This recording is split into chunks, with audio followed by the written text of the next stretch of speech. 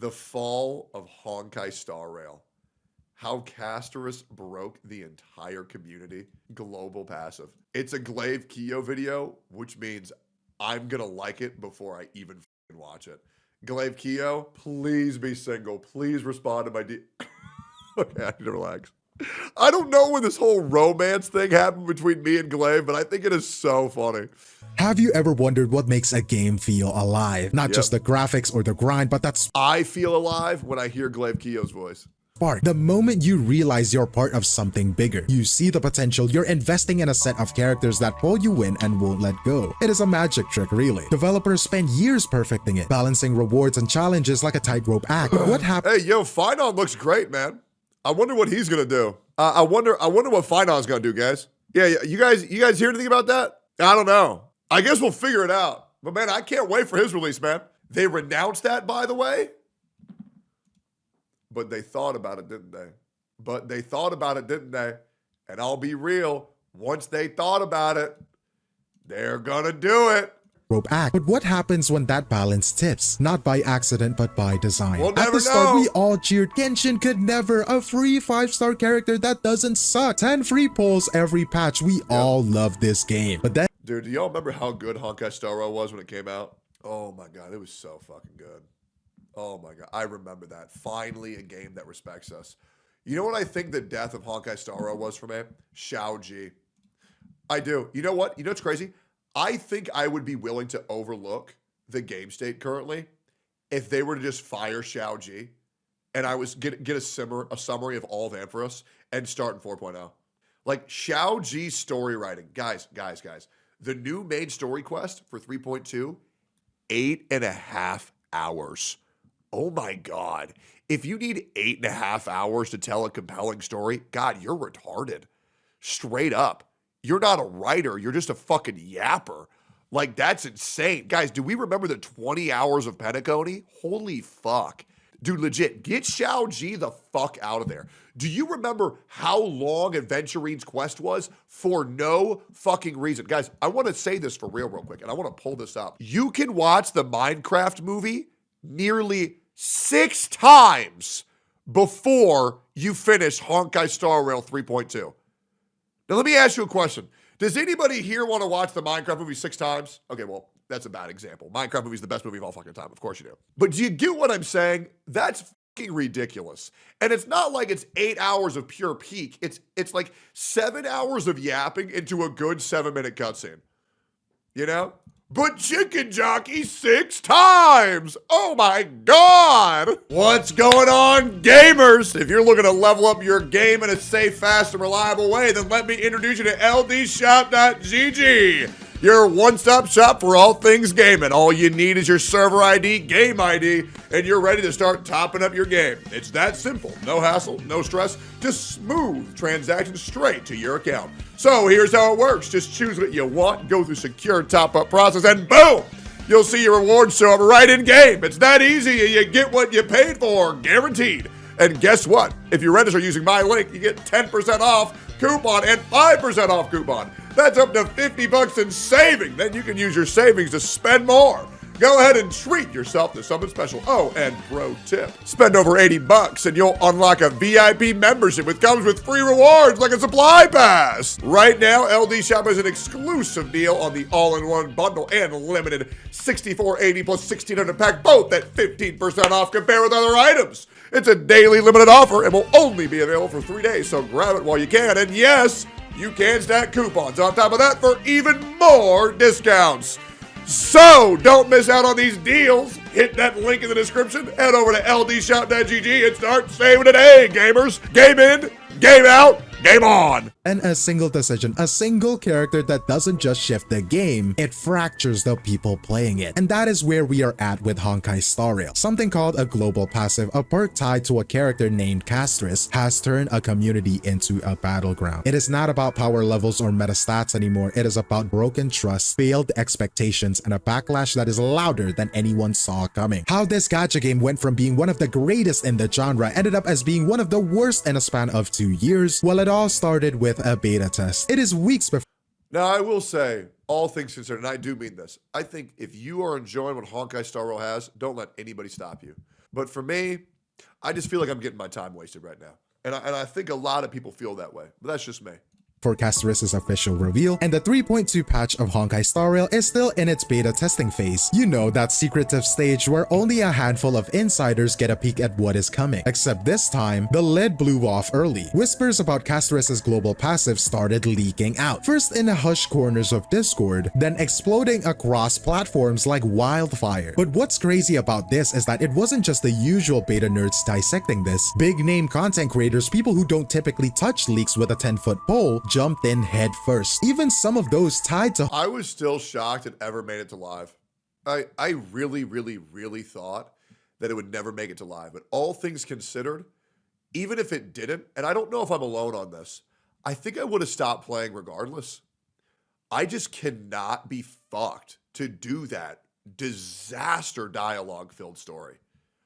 It's just so long and it's so slow. It feels like I'm being punished. Like legit, it feels like I'm being fucking punished, bro. Hoyoverse contracts couldn't resist chiming in on streams, dropping cryptic hints or full-on rants. Twitter was popping off. All of this was just because it was that bad. And let's be clear, this wasn't about Castoras's passive being OP yet. It was the idea of it that had everyone shocked, because suddenly a mechanic that sounded like a distant rumor was the talk of the town. And the HSR community, they were already picking sides. It was viral, it was messy, and it set the stage for everything that came next. But what does this passive actually do? Because it's the heart of this whole mess. Castoras's ability is wild. The moment you pull her, the moment she gets into your account, you get an account-wide revive. No need to put her on your team, no hoops to jump through. It works everywhere. From story missions to endgame, no questions asked. On paper, it's a safety net. Your squad wipes and it activates. You're back in the fight. But here's where it gets dicey. This music makes me miss Bellbug.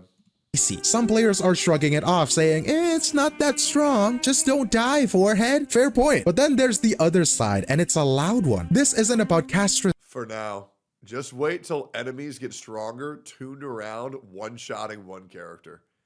Just wait, bro. I'm telling you, man.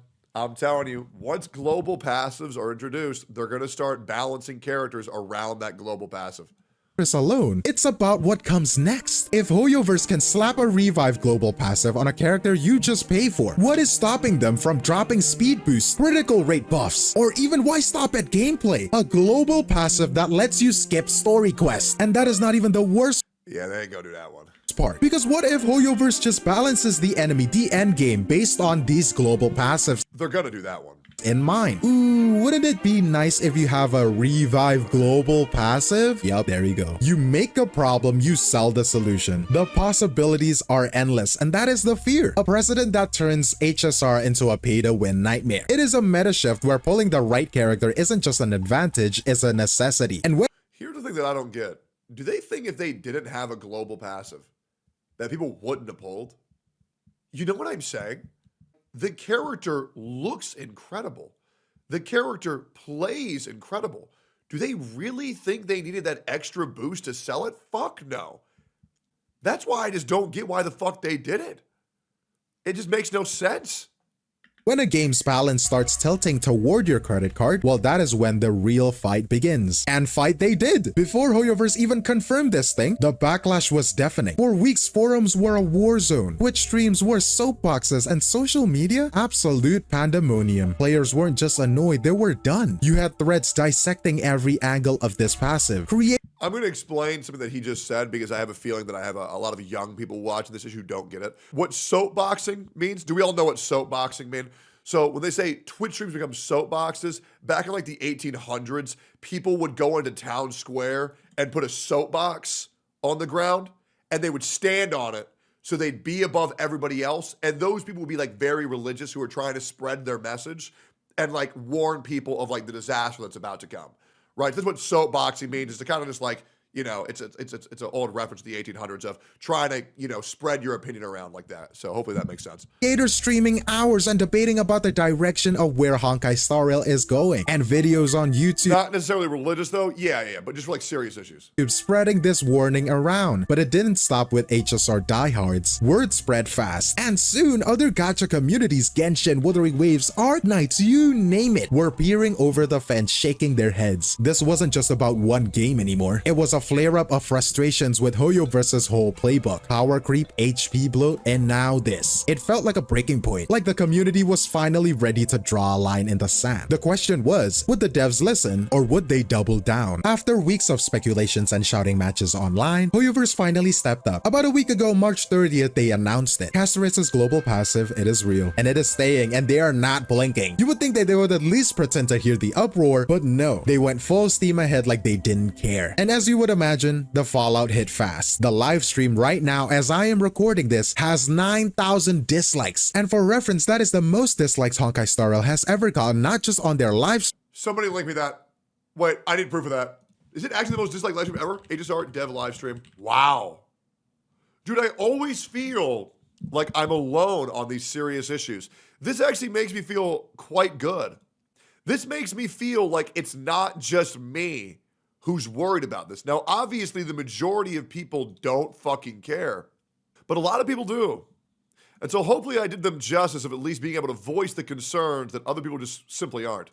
Streams, but on their entire channel. The game's Google Play reviews took a nosedive. Players mass uninstalled, and a lot of them have already accepted that the game they once loved isn't that game anymore. The disappointment was immeasurable, and their day is ruined. A gut punch to a community already on edge. And there is Gacha Smack, one of the biggest voices in the HSR space. He walked away and it hit like a symbol of everything crumbling down. And at this point, players were calling Honkai Star Rail dead. It is an over-exaggeration, of course, but considering everything that has happened, they might as well die. But not everyone was ready to burn their bridges, which brings us to the real head scratcher, the content creators for HSR. Before that live stream, these folks were vocal. Twitch chats turned into battlegrounds, Twitter threads read like war cries. This passive is predatory, Hoyoverse is shameless. They are blatantly going after your pockets. You name it, they said it. They had their fan bases fired up, ready to fight back against this cash grab nonsense. And then early access hits, and then suddenly it is crickets, or worse, business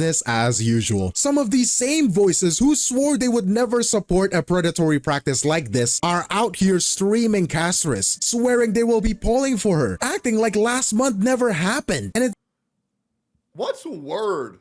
What's a word to describe somebody that does that? Ah, man, it's slipping my mind. It's slipping my mind. it's not just disappointing, it's maddening. I felt like I was going crazy. Some of them even joked about it now. I mean, like, you don't get to rally the troops, call out a company for crossing the line, and then shrug when the banner drops. Players are picking up on it too. Posts are popping off about creators who talk big but folded fast. The hypocrisy stings because this was supposed to be the moment we stood together against these tactics, not the moment we caved. So why the flip-flop? But here is where it gets even messier. After Hoyoverse locked in that passive, the conversation then just simmered. Let me show you. And I'm just keeping it real, right? I'm keeping it 100. I'm just keeping it real, right? Let me show you why people folded. And you can be angry at me if you want, but you can't tell me I'm wrong. This is the reason why people folded. Because I'm gonna be real, if you supported that shit, man, you got rewarded, man. Biggest stream of the last month, and the more followers in one day than he's gotten in 1 month. I'm not gonna lie. There's a reason. And it's not just one. Okay? And once again, I'm just telling y'all how it is. The most followers he's got all month, and the biggest stream he's done all month. All right? Hey, I'm just telling you why. Once again, no hate, no war, just facts. But it's the same with everybody, because everybody who supported that shit, biggest stream of the fucking month, most follows of the fucking month. You can hate me, you can be angry at me, but there's the reason why I'm saying it, and it's because it's the fucking truth. That's why. Because people want to make a livelihood out of that. Right?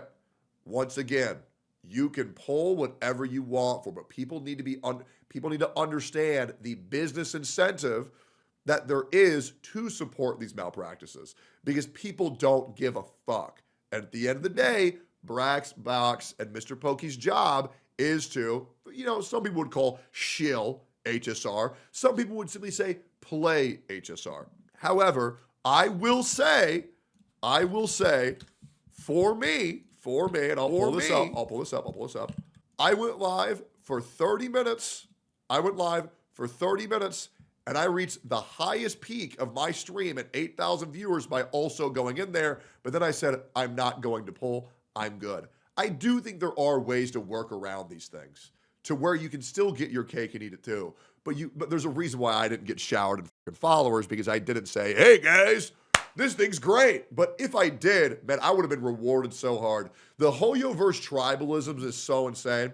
And all you have to do is say Hoyo good, and you will get paraded in followers. They're like, dude, you gotta understand, the guy saying Hoyo bad, losing followers like crazy. The people saying Hoyo good, gaining followers like crazy. Once again, no war, just facts. You can be angry at me if you want, but that's the truth. So if you'd like to scrutinize what I'm saying is untruthful, you can. However, you cannot tell me that I'm wrong. So, hope this helps. I'm just letting you know. Down, it veered off a cliff. We went from this is a disaster to a really weird moral tug of war. Are you a bad person if you're pulling for Castoris? To be fair, the gacha space is a litter box right now. Some are shaming players for caving, others are defending it, like let people enjoy things. And look, I get it. We all process this stuff differently. But here's the thing, that is not the fight that matters. This was never about your personal pull history. It is about a company flexing its muscle to squeeze every dime out of us. And the real issue— I'll be real, the spending event is worse than Castro's Global Passive. The more I think about it. That's just such a disaster for things to come. $250 to beat an event is fucking insane. it is systemic. Hoyoverse is doubling down on tactics that prey on addiction and FOMO, yet somehow we have let that slide into the background. Listen, we had a shot to push back, to demand better. Temporarily, but long-term Global Passive would have more damage. And instead, we're bickering over who's the bigger sellout. That momentum we had, it is— Question mark, question mark, question mark. It's just extra rewards. What? Yeah, those extra rewards are free, huh? Isn't that great when beating an event only costs you $250? You're right, man. No, you're right. I'm overreacting. You're right, dude. You know what? We're all crazy. You're the one who gets it. You're right. It's all good.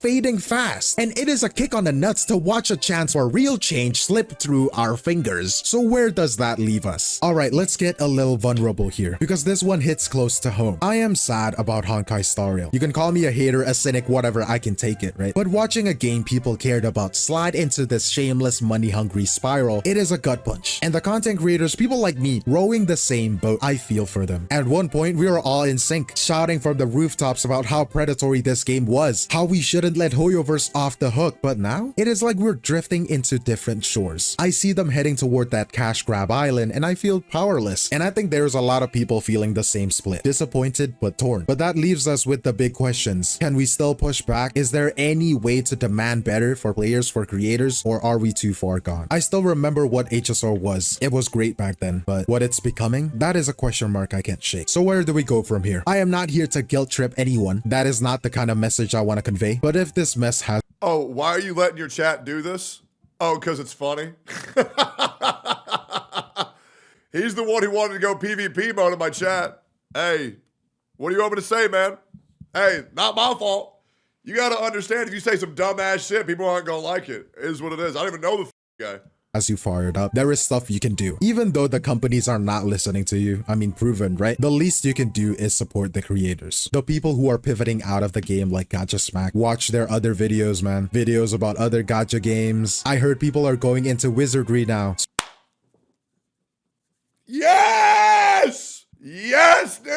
It's so good! So why don't you watch— Well, better yet, out of curiosity, chat, type 1 if you're trying wizardry. Oh, that's so many people. That makes me so happy. Even though there's a lot of 2s and you're not, that's totally cool. But I hope everybody who is trying it is getting a kick out of it. It really is a very fun game. And I hope everybody re-rolls to take advantage of how easy it is to get everything you want for free by just re-rolling. So make sure you re-roll. Don't spend money, re-roll. That kind of games. Maybe you want to try out other gacha games, or maybe, you know, go out of gacha entirely. It's not like this is the best genre, you know? There is a whole world out there. This isn't about drawing battle lines. I don't know what it is, man. I just fucking love gacha games. I just don't know what it is, man. God, it just scratches an itch that's just fucking, oh God, it just feels so fucking good. You know? Like, oh my God, it feels so fucking good. Or picking teams. It is about thinking it through. What do you want from this community? I am not telling you to uninstall right now, right? I am just saying, let's discuss it, you know? What is worth fighting for? Because if we don't, I don't know who will. But for now, that's all from me, Glaive Keo, and I'll see you in the next one. Cheers! Great fucking video as always, man. Always. I just like having the discussion.